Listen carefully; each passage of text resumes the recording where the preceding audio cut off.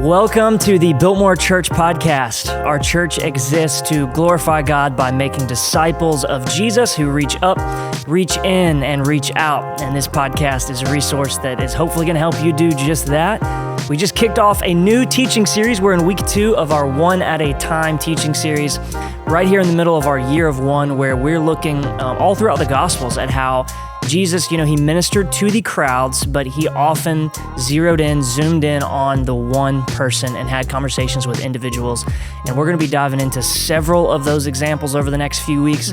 So can't wait to have a conversation today. Before we jump in, I want to give some quick introductions. My name is Christian Cooper. I serve on staff here, and I am here today with our lead pastor, Bruce Frank, joining us, and also Michelle Myers, back again, our women's discipleship coordinator. Very excited to have both of you here as we talk a little bit about last Sunday. And really the main discussion today is kind of wrestling with doubt, what it means for believers to wrestle with doubt. But before we get there, I want to start with some Sunday recap, maybe ask both of you what stood out from last weekend from our services. Oof. And by the way, great job. You are getting that intro down so well. Got it. Over and over again. Well, you get your voice inflection now. You say it with less. Anyway, thank you. Excellent job. Thanks, Pastor. Never want to pass on a compliment. Yeah, it's true. I am loving this series. I think it just reminds us so tangibly that living the mission that God has given us is so tangible because we're always having people in front of us.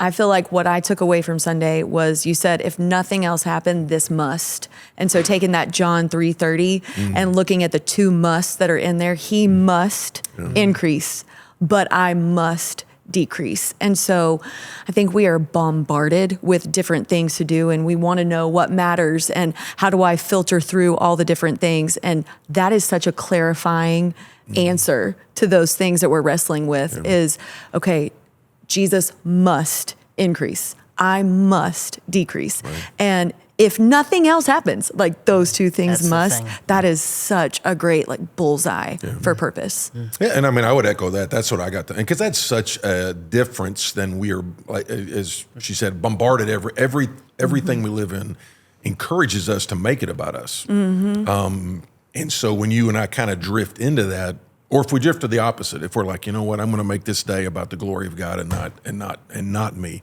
I mean, that helps everything. I mean, because that way you're not looking to your spouse. Your job is to make me happy. Well, no, if my marriage is about the glory of God, then my job is about the glory of God, and then her best or his best, whoever you're married to, is opposed to mine. And so it helps that way. I mean, you just think about all the things that have to go right if it's about you. I mean, your employees have got to behave, your kids have got to behave, the lights have got to be green, there's got to be no traffic on 26. And then even getting deeper, if somebody else gets credit that maybe you did the job and somebody else that, if it's not about you, it doesn't bother you as much. So it's one of the more, it's countercultural. It's very freeing though. Yeah. Very freeing. I remember I think it was Bach that used to write on the bottom of his compositions, SDG, solo to glory, just like to the glory of God alone. And so in other words, he was putting his work, every time, like this is not about me, this is for God's glory. And that is, it's revolutionary. It's hard to do because we drift back toward self-centeredness. That's why Scripture constantly is like, have this attitude in yourselves, which is also in Christ Jesus, and die to yourself every single day. So again, it's that constant deal, but that definitely it is very freeing. It's almost like a deep breath, but it is as I tried to say, it's like the North Star. If you know where that is, then you kind of know where you are, and you definitely know what direction you should go in. Yeah, great guardrails right there. Definitely. Yeah. So I want to dive in. We talked a lot last week about John the Baptist and kind of his journey of faith. Obviously, there's several chapters kind of devoted to him in the Gospels. It's really interesting as you start some of those gospel narratives, but wanted to talk through a little bit about, for really anybody listening, whether they're a believer, a follower of Jesus, an apprentice or not, doubt and the prevalence of doubt and how that works into faith, how those things are related. So we can go a few different directions. Pastor, one of the things I'd love to kind of start with is just having a conversation for people, because there's so much uncertainty and I think misunderstanding. Maybe we can start with just, what does the Bible actually say and teach about doubt? Right. And I would say it teaches about it, but it also shows a bunch of examples. I mean, virtually every disciple at some point in their journey had doubts, and not all of them were pre-resurrection. I mean, some of them were post-resurrection. I mean, one of the famous ones are like when Jesus is literally ascending into heaven. Some of them are like, well, I'm not sure. Maybe it's David Copperfield. I don't know. I mean, it's like, what? How is that even happening? Yeah. But I think where I come from is sometimes when people grow up, if you ask a hard question, even in church, it's kind of frowned upon. Not in every culture, but in some cultures, like, don't ask that. We don't even ask that question. We don't ask the question about whether it be a Bible question or whether it be anything. And I think what that does is actually not asking the question. I think it was Spurgeon that says, doubt is a foot poised. You're either going to step you got this doubt, you're either going to step forward in your faith, or you're going to step backwards, but you're going to do one or the other. And I think by ignoring those, you essentially step backwards because there's an answer to every one. There's an answer to every one. Sometimes it's not the answer we necessarily want, and sometimes we don't get it immediately. But again, these are and you look at the book of Psalms, all the questions we have, they were asked by the Bible writers too. And it's the idea of being authentic and honest with God at least. And then if, in a trusted environment, you can be, honest with those doubts, and you're going to have them anyway. And, and there's certain things that bring the pressure. I mean, you take like a water balloon, you just push that thing. Well, you know what? It's going to come out. That water's going to come out, but it might be in there, but when pressure comes, it's going to come out. And so like with John the Baptist, he's the strongest Jesus said he's the greatest. I wanted to kind of jump. I kind of made that little jump from the Matthew 3 passage to 11 to show that a strong, bold, courageous, aggressive, disciple like John the Baptist, he's not Superman. He has those moments, and in his case, he was in prison for a while. A lot of those things we looked at, and he's like, "Hey, I just want to be clear. If you're the one, I don't mind. I'll die for you," and he did. But if I made a mistake, let me give me a parachute here, because if you're not the one, I don't necessarily want to be beheaded. And I guess that just frees us up to ask, because again, you're gonna have those questions. Sometimes they're about the Bible, sometimes they're personal. Like, why'd you allow that to happen? That's probably what John was doing. It's like, why'd you? Man, I did everything right, and I'm in the prison, and I've been in prison for a while, and so to me that was very freeing, because you're going to have them. Sometimes, even in church culture, you're pushed to not deal with them. And again, I think it was Spurgeon that doubt is a foot poised to either take a step forward in your faith or take a step back.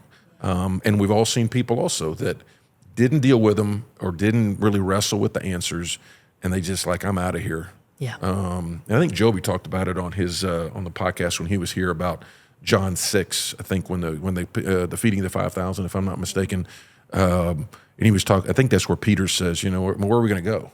When the people were leaving, because he had hard teaching. It's like you're going to. Jesus like, are you going to leave too? Yeah. It's like, where are we going to go? You have the words of eternal life. Yeah. And I think that's essentially what you have to get to. Where are you going to go?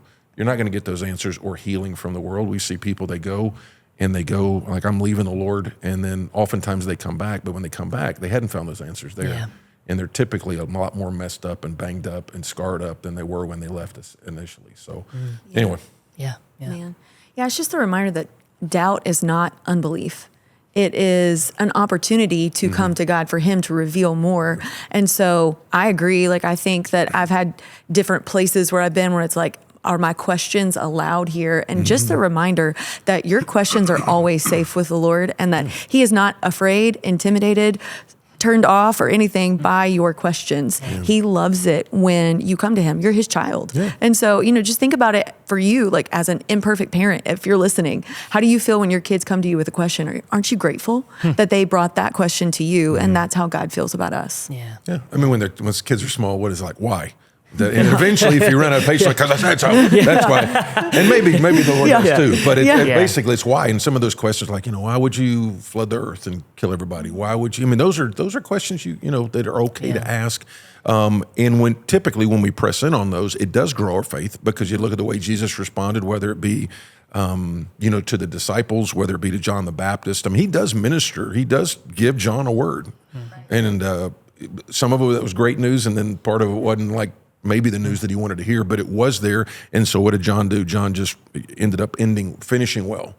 And so that's the part. It is a foot pull. You can go forward in faith. You get that answer, you wrestle with it, or at least you wrestle with the fact that, listen, if he came up out of the grave, there is an answer. I might not get the exact answer yet, but if he came up out of the grave, there at least is an answer. And sometimes that's all you do. You pick up your doubts and you keep walking with Jesus. That's right. Yeah. Because what I feel like I'm hearing you say a little bit is the temptation, one way or the other, is you can either try to ignore those and suppress those doubts and pretend they don't exist. That's going poised in the wrong direction. Or you can let those doubts overcome you by not wrestling with them. Right. And sort of you identify with them. They define you, if that makes sense. Yeah, and I would say I think it was Keller that said there's honest doubters and there's dishonest doubters. Honest doubters really want an answer. They're like, I got a big question here, and I'm gonna wrestle with this. A dishonest, and it'd be like Thomas. Thomas, even though he's kind of demanding, if I don't see the nail scars, I'm not going to believe that. That's at least an honest doubter. He wanted to believe, but you have dishonest doubters. Like, you can give me all the evidence you want to. I just like, and that's a little bit of a different deal. But yeah, just being an honest doubter, asking the questions. Sometimes that's on the front end before you believe, and that's good. That's why we're supposed to. It's an apologetic. You are giving a reasonable answer to a reasonable question, and that's a great deal. And if somebody's listening and you got questions, whether it be about, Bible questions, that's what, or can a guy rise from the dead? Any of those questions, that's great. But even after you come to faith, there's still going to be times, and typically they are when you go through a difficult time.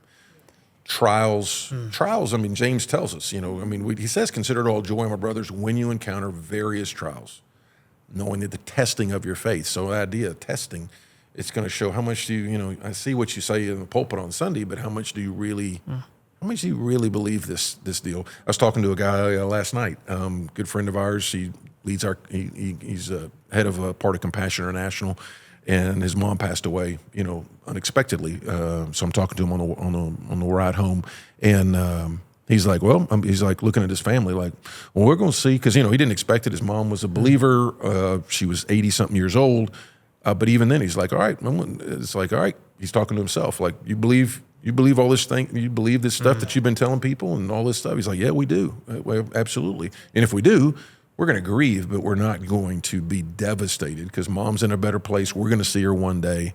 But the tests are what, press in on us.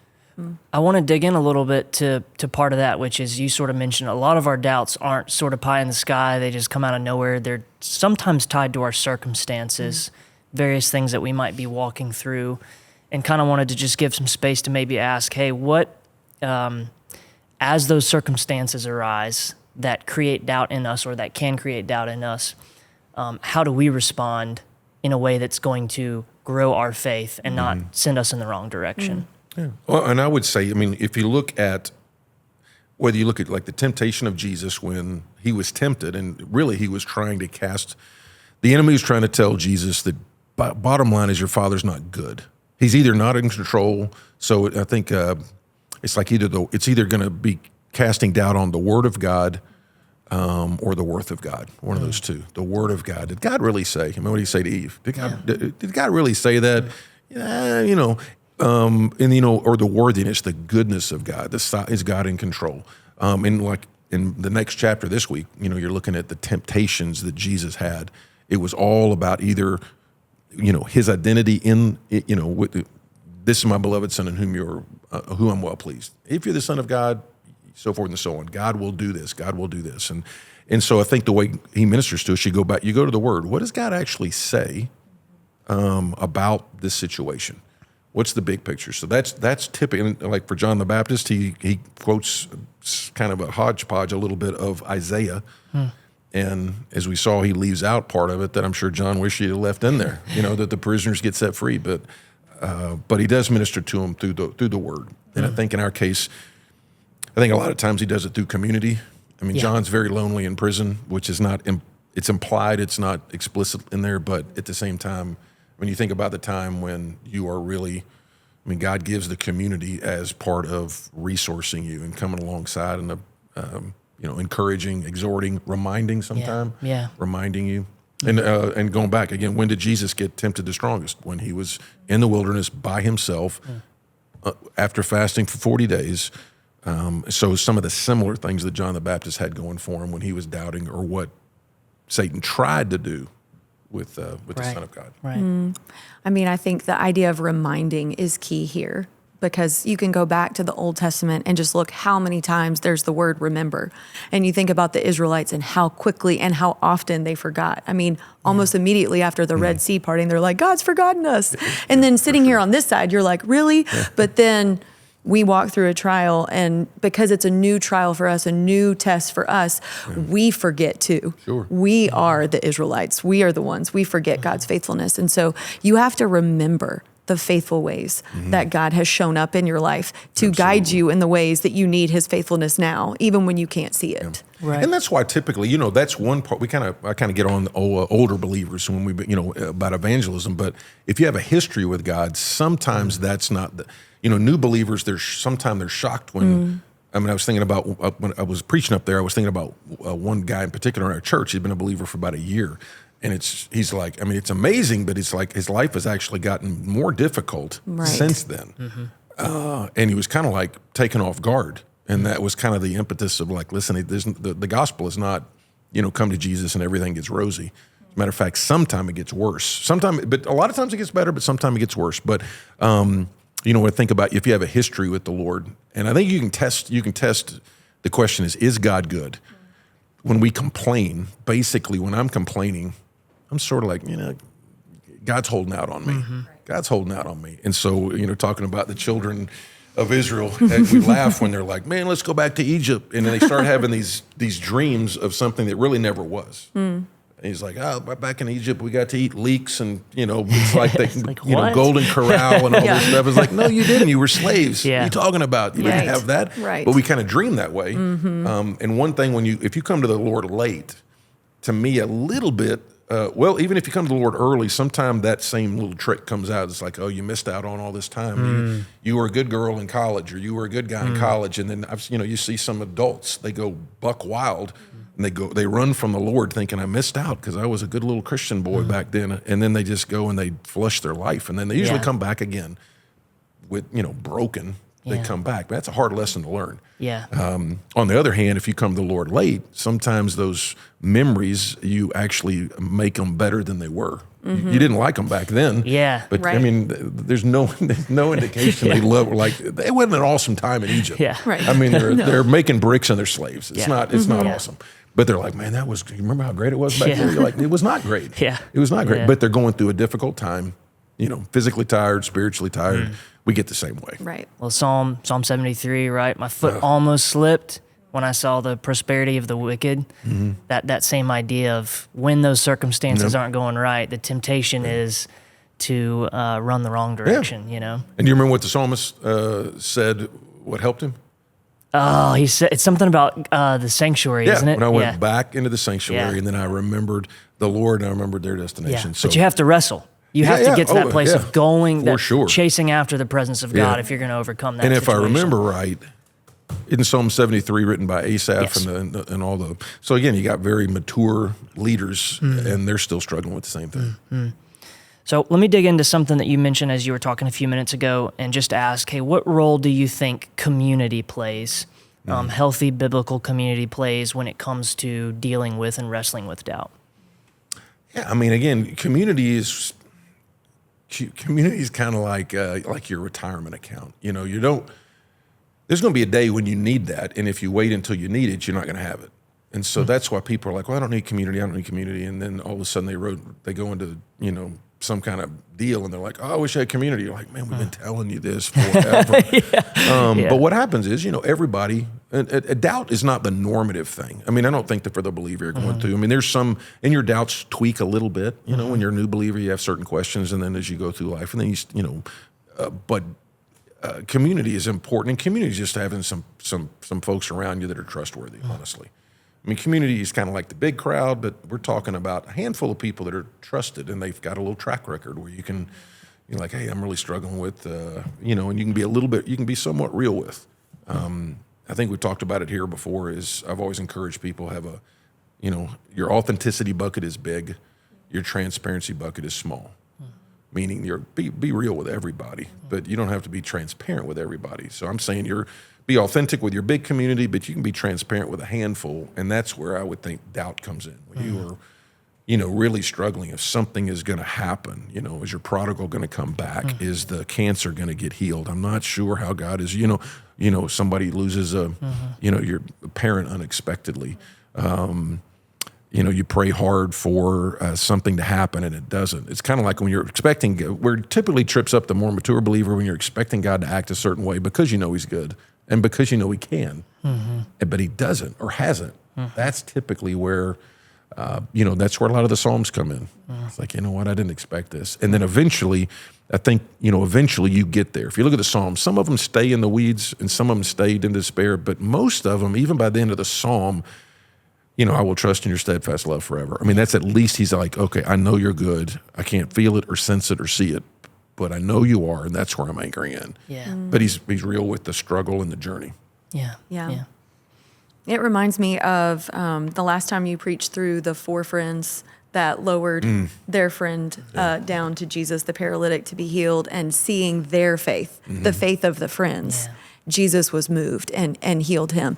And sometimes you need someone else to bring you to Jesus when you are struggling and you don't have it in yourself. And so that's what community can do, is like, hey, I'm going to bring you here and I'm going to help you to be able to see this. I'm going to remind you. I'm going to help you remember. And until you have that kind of faith that can proclaim it for your own, like, you can borrow mine. Yeah, 100%. No, that's a great point. I remember it's probably 20 years ago, and I was pastoring in Houston. And a pastor friend on the other side of Houston, he was going through a pretty hard time and so forth. And I just went over there. I think we had a lunch appointment, and I walked in his office, and I could tell he was kind of down and discouraged and so forth. Long story short, he's like, Bruce, I know what I need to do. What I need to do is I need to go over there, get on my knees and pray to God. He said, I just don't want to. Because it's just the hurt and some of that stuff, it kind of started to overwhelm him, and then the whisper started, and it's over for you, and God's not going to use you anymore, because God had used him in a miraculous way in so many areas. But he had started to get in that place. And so, to Michelle's point, it's like at that point I needed to be a friend that go over there and pick him up and was like, hey, you can borrow my faith for a while. That's right. Yeah. It's interesting. When I actually reconnected with him just a couple weeks ago. So it's Look like, at that. Yeah. Look at that. So maybe we can kind of wrap up just talking about prayer. You kind of mentioned it right there just for a second.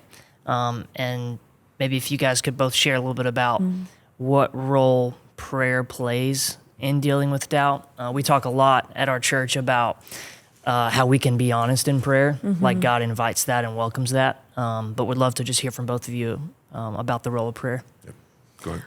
I mean, I think, sometimes it's like when you are doubting, you think, I need more faith, but that's a what. And so when you have doubt, what you really need is a who.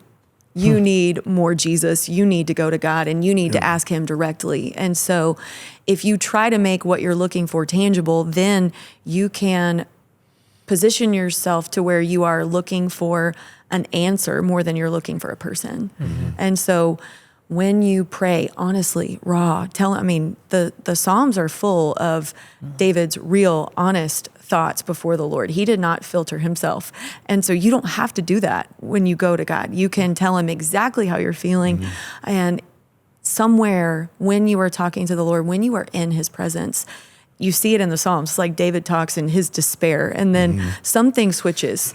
And I think what switches isn't that his circumstance has changed or he miraculously has a response. It's that he's reminded who he's talking to. And so you see his faith come out, but the faith comes out from seeking a who, not a what. Yeah. No, that's good. Great.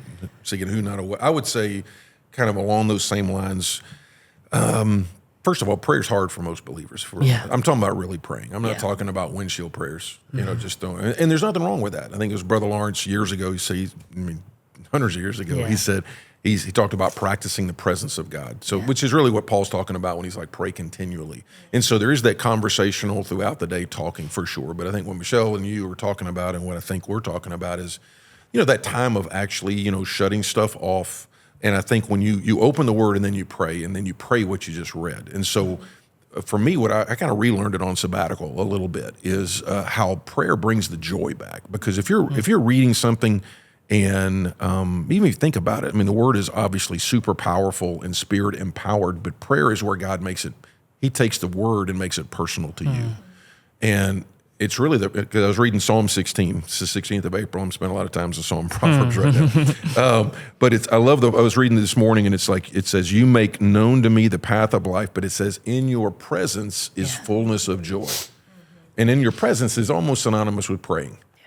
It's because it's like restoring. It's like, listen, I got this. It's just that, and you can't even explain it sometimes. You're like, I don't know why, but when you get up off your knees of just, even if it's like 10 minutes, especially if you're going through a challenging time or something like that, there's like a sense of that calm assurance. I was just in the presence of the Lord. And some people are like, well, he's omnipresent. You're always in the presence. Yeah, but what he's talking about there is, because before he's like, I have set the Lord always before me. Because he is at my right hand, I will not be shaken. So the whole point is that intense or intentional, I'm going to talk to the Lord. I'm not, I'm going to shut my phone off, and I'm going to actually verbalize. I'm going to pray to God. And there is something, for me, it restores the joy. Because, depending on how you're wired, joy is what seeps out from me before any other stuff. Depending on, again, how you're wired. In the flesh, I can be self-controlled. In the flesh, I can be disciplined, all that stuff. But in the flesh, you can't really be joyful.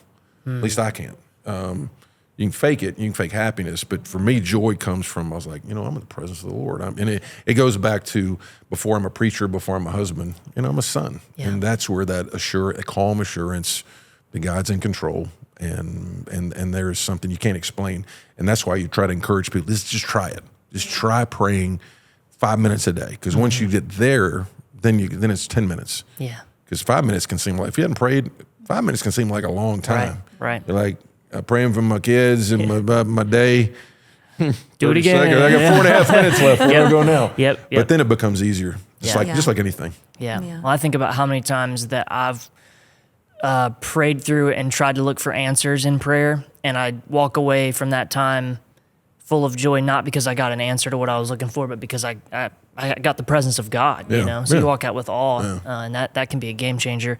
Last thing on this prayer thing, because it's one of the we mention this a lot, and it's worth repeating over and over again, just that prayer of, I believe, help my unbelief. How powerful that is. Would love to give you space to mention that again, just because I think it's so helpful. It kind of wraps up, and I think that was part of the conversation. I think that you two had with Joby when he was here, because I think it was the text he did. And it's one of my favorite texts. It's one of the favorite texts, because, obviously there's a lot of stuff going on there. But obviously, it's one of the most honest prayers, if not the most honest prayers in the Bible. You can see it because it's in like Matthew, Mark, and Luke, if I'm not mistaken. Okay. And so you see little different ones, but the intensity of it, I think one of them says he cried out, I do believe, because Jesus kind of did a little baby smackdown on him. Not smackdown like a reminder. He's like, if you can do anything, would you help my son? He's like, really? If? It's like, if I can do anything, with man, it could be impossible. With God, all things are possible. And it's like, I do believe, help my unbelief. And anyway, so I would say, again, when it comes to doubt and unbelief,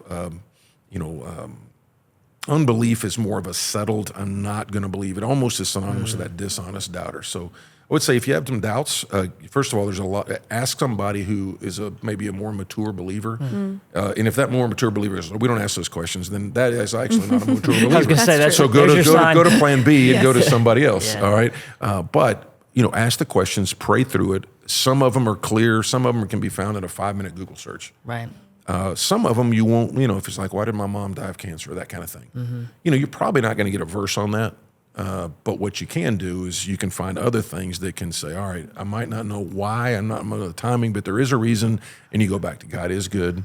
God is in control. God does love me. And that's why we talked about, there's like 10 things I try to say a bunch. And one of them is like, don't judge God's love based on what's going on around you. Base it on what happened 2,000 years ago on a hill outside Jerusalem where he died for you. So that's why we're like top 5 verse you need to memorize that Romans 5:8. God demonstrated. A lot of people say, I love you, I love you, I love you, or I love this or whatever. But he's like, I demonstrated that. I'm going to show you. I demonstrated my love towards you, that while you were jacked up sinner, estranged from me, Christ died for you. Man. Encouraging stuff right there. I hope you take some time to even go back and listen to that again if you need to. But we're on a journey together for several weeks. This is just one stop in that journey, going through the Gospels. Thank you both for sharing some challenging and encouraging and hopeful things with everybody listening and watching. And for you who is listening, I want to encourage you to join us on Sunday, where we're going to be jumping back in. You want to mention the text, or you want to? Yeah, we're going to be, and because one at a time sounds like all the stuff he deals with people, and we're about to get there. Yeah. But this week it's one-on-one with the enemy, and it really deals with temptation. And we're going to see that we're just like Jesus is tempted. You and I are tempted in pretty much some of the same ways over and over and over again. So a lot of it's like, how do you overcome temptation? Yeah. So fairly applicable to all of us. So if you've never been tempted, you can skip this weekend. If you've never been tempted, don't for show everybody up. else, Yeah, everybody else. we'd love to have you on Sunday, and we'll be back next Wednesday as well. Thank you so much. This is a resource for you, and we hope it benefits you in your walk with Jesus. And we will see you very soon. As always, you are loved and sent.